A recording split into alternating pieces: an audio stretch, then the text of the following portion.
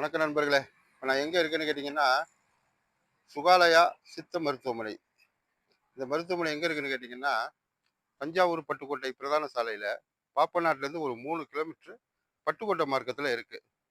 இந்த சுகாலயா மருத்துவமனை வந்து சித்த மருத்துவத்துக்கும், முடக்குவாத சிகிச்சைகளுக்கும் புகழ்பெற்றது.